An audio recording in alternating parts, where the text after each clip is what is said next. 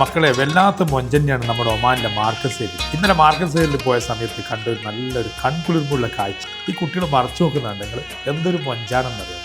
നമ്മുടെ നാട്ടിലൊക്കെ പണ്ട് മെയ് 2-നാണ് റിസൾട്ട്, സ്കൂൾ റിസൾട്ട്. അപ്പോൾ എന്ന് പറഞ്ഞാൽ പഠിക്കുന്ന കുട്ടികളോട് അവർ രക്ഷിതാക്കൾ അടക്കം, അതുപോലെ തന്നെ പഠിക്കാത്ത എന്നെ പോലത്തെ കുട്ടികളും പഠിക്കുന്ന കുട്ടികളും ബുക്ക് തരാൻ വേണ്ടി നമ്മൾ ആദ്യം ഏൽപ്പിക്കും.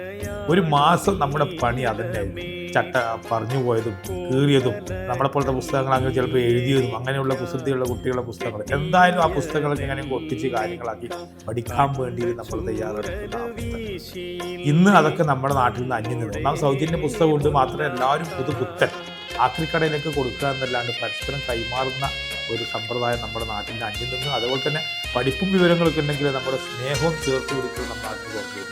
സാമൂഹ്യ സാന്ത്വന സാംസ്കാരിക സേവന കേന്ദ്രങ്ങൾ കുന്നുകൂടി വരുന്ന സ്ഥലത്ത് ഇതൊക്കെ നമ്മൾ പഠിക്കണം. മാർക്കറ്റ് സേവയിൽ ഇന്നലെ കണ്ടതാണ്.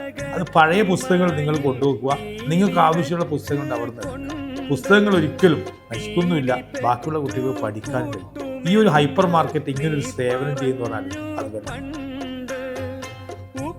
നാട് ഓടുമ്പോൾ നടുവേ ഓടണം എന്ന് പറയുന്ന പോലെയാണ്. ആധുനിക ടെക്നോളജി വർദ്ധിക്കുമ്പോൾ കണ്ട അന്ന് പുസ്തകങ്ങൾ ഏൽപ്പിക്കണം. ഇന്ന് പുസ്തകങ്ങൾ ഹൈപ്പർ മാർക്കറ്റ് നമ്മൾ പൈസ കൊടുത്ത് വാങ്ങുന്ന പോലെ തന്നെ സൗജന്യമായിട്ട് നമുക്ക് കൊണ്ടുപോകും. ഒമാനുള്ള എല്ലാ സ്കൂളിലും പുസ്തകമുണ്ട്, ഒമാനി സ്കൂളിലും എല്ലാ പുസ്തകങ്ങളും ഇവിടെ ഉണ്ട് കേട്ടോ.